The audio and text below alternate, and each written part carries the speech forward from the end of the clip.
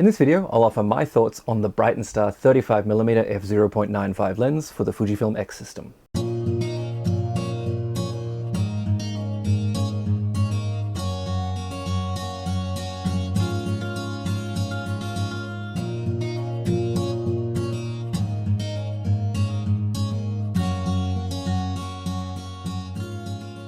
Hi everyone, and welcome back to my channel. In this video, I'll be discussing my experience with the BrightinStar 35mm f/0.95 lens. Now, it's a super fast aperture manual focus lens that comes in at a really budget-friendly price. Now, lenses like this are great for, extremely shallow depth of field on an APS-C sensor, but they're also really great for gathering a lot of light, so working in dark conditions like at night. And in fact, BrightinStar goes so far as to refer to this lens as their night god in their marketing, and that's just the sort of beginning of their interesting marketing. So, ultra-fast designs like this come with some real challenges though, and these f/0.95 lenses usually come with some significant drawbacks in terms of image quality. Now, of course, we'll take an in-depth look at that throughout the course of this review and see if this lens offers enough to warrant your attention among the other lenses that it is competing with. Before we get into that though, BrightinStar did send this lens over for testing, but they don't get any input on this review or get to see it before it goes live.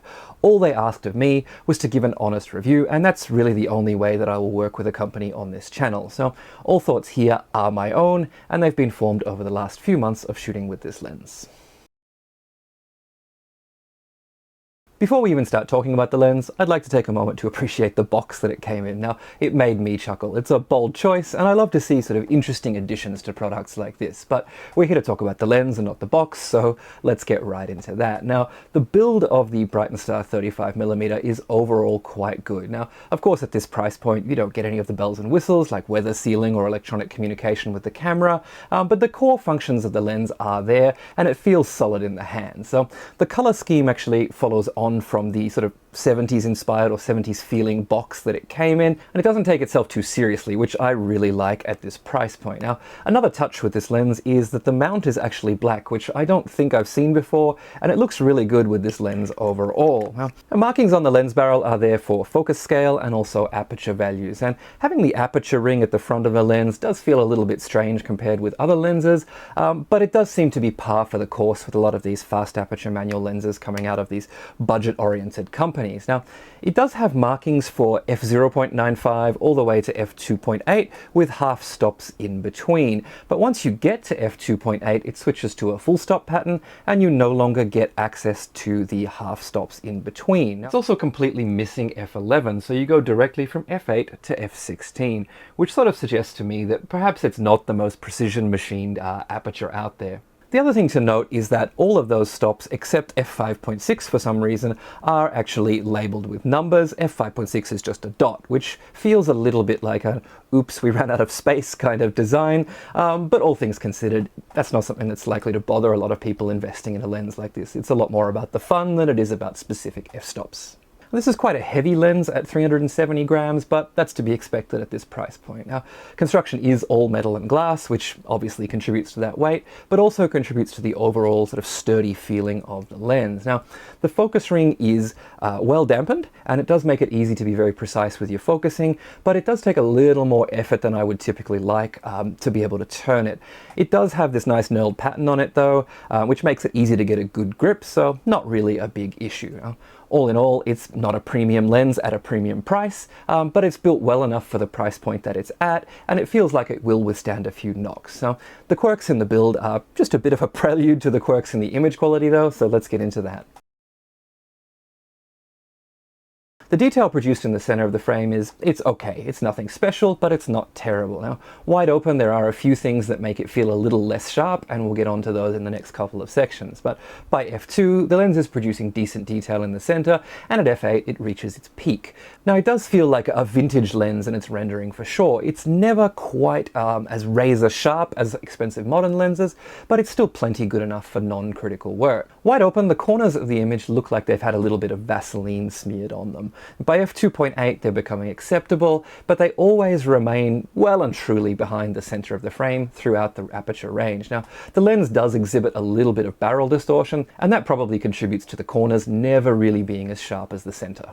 With a decent push of the sharpness slider in post-production, a reasonable level of detail can be pulled from the images that this lens produces, but I've found it to be quite soft coming straight out of camera. Now, a good example of that would be this image from Jeju Island. Here I doubled the default sharpening in Capture One and achieved a good amount of detail around the central area, but the corners are still a bit of a mess. If you've come to this lens looking for, perfect detail from corner to corner in your images, it's likely going to disappoint. But if you are happy to accept that it's not going to be on the level of some of the high-end modern lenses, do stick around to see a few more interesting parts of its rendering. Loci is quite significant in my experience with this lens, and it never really goes away at any aperture. Now, this does contribute a little bit to that nostalgic feeling in the images, so in that respect it's not necessarily a bad thing. And even in relatively low contrast scenes though, it still finds its way around the edges of objects, and it shows up around the bokeh balls in night scenes as well, which can be a little bit more distracting. The bokeh with this lens is an interesting topic. Now, sometimes it can be beautifully smooth and look like a lens that punches way above its price point, but at other times, especially at night or when there's a lot of small objects or thin lines in the frame, it can render a very busy scene that sort of draws your attention away from the subject. So let's take a look at some examples of both. I feel like we can all agree here that the smoothness of the bokeh is quite pleasing and shows off the strength of having such a wide maximum aperture. The main subject is perhaps not as sharp as some people might desire, but the sea of bokeh brings a mood that makes the image interesting in my opinion. This second example though, I think might be a little bit more divisive. Here we can see the technical deficiencies of the lens on display, and as we pan across the image we can see a bit of a cocktail of aberrations. Now, while I definitely wouldn't want this in all of my images, it's not a look that I'm opposed to in certain situations. It's definitely a lens that I'll take out when I want something completely different. When close focusing, things are generally much more pleasing. And looking at the shape of the bokeh balls, we can see that they're quite round all the way through the aperture range thanks to the 12 aperture blades. So if that's a look that you like, you're definitely in luck with this lens. Just focus in close and you'll get plenty of giant bokeh balls all over the frame.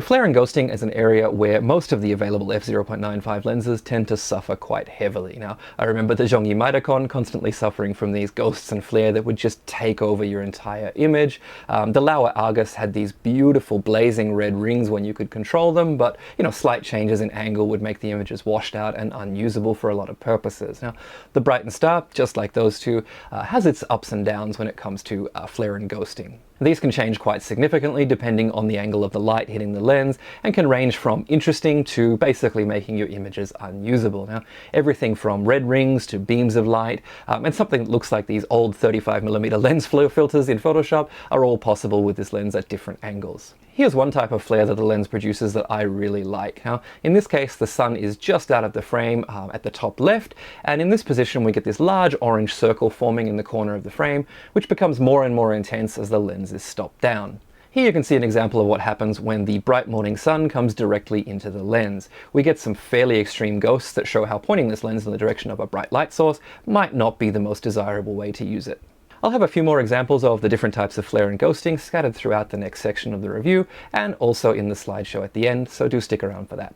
The vignette when the lens is used wide open results in around a 1 1/3 stop loss of light, and it feels like it sort of desaturates the corners a little bit like lenses of old. And honestly, I really like this look and I wouldn't worry about trying to correct it for the sort of images I would shoot with a lens like this. Now, with the corners being as soft as they are anyway, it's likely that I'm going to have my subject in the center of the frame, and the vignette just would serve to draw your attention to that area. But from f2.8 and onwards though, the vignette does clean up quite a bit and the images are fairly evenly illuminated across the frame. At night, pin lights, like street lights in a city scene, begin to render as 12-pointed stars from around f2. They get larger and more defined as we stop the lens down, and they're not so small as to have no effect on the overall image, but they're not so large as to sort of take it over and not allow you to appreciate the image overall. When using the actual sun to create these though, as we saw earlier, the resulting images are often completely dominated by ghosting and become pretty unusable. Being a quote-unquote normal lens, the 35mm f/0.95 comes in handy for just about anything when you're out making images. Now, like other lenses of this focal length, it doesn't really show its hand in terms of perspective distortion, making it great for a variety of subjects, but where it does show its hand is in the overall feeling of the images that it produces. Now, in the image quality section, I talked about this not being the sharpest lens, having quite soft corners, producing a deep vignette, and having quite a bit of chromatic aberration. Now, all of these combine to give the images from this lens a bit of a nostalgic, vintage kind of feeling. Now, if we make a direct comparison with the ultra-modern design of Fujifilm's XF 33mm f1.4, you can see what I mean, where the Fujifilm lens produces a sharp, contrasty image with much more controlled chromatic aberration. The BrightinStar is softer and gives a feeling almost like it was, photographed on 35mm negative film with a very, very old lens. This rendering isn't for everyone and for every situation, but I've really come to like it. On days out walking around the city, I've found that it, brings something unique to my images that all of my high-end Fujifilm lenses really don't. It's a collection of imperfections that I really wouldn't want in my client work, but it's something that I enjoy in simple scenes like this one. Focusing with this lens can be a little tough at times because of its reduced contrast and sharpness, but there is one trick using the chromatic aberration to help yourself out. Now, whatever is in between that red and green aberration is going to be in focus because those appear beyond and in front of the plane of focus. So once you've mastered looking out for those, it can be a quick process to focus this lens, and nailing focus on this lovely spoon at one of my favorite coffee shops was really, really easy because of it. Overall, I find myself looking for very different images with this lens than I would with, for example, my XF 33mm. There are a few characteristics of this lens that just make me want to photograph random, mundane things just to see what they'll look like rendered by this lens, and for that purpose, it's been a great break from my day-to-day photography. At under $200 for an ultra-fast lens, this is an absolute steal. The build quality is great, and it has a few quirky design features that really make it stand out among the other similar lenses in this category that perhaps take themselves a little bit too seriously. Now, is it sharp? It's okay, it's not great, but it's definitely $199 sharp. Is it aberration-free? Absolutely not. Is the bokeh pleasing? Well, that varies wildly depending on what's in the frame. And does it have a unique character though? Absolutely, and that for me at least is where the strength of this lens lies. If you can live with the CA, the flare, and the relatively soft images, there's definitely some beauty to be made with this lens. So, as always, I hope it's been helpful for you to watch this review and that you got what you came for. But if I've missed anything or if you have any questions about the lens, please do leave them in the comments below. And otherwise, enjoy the slideshow and I'll see you in the next video.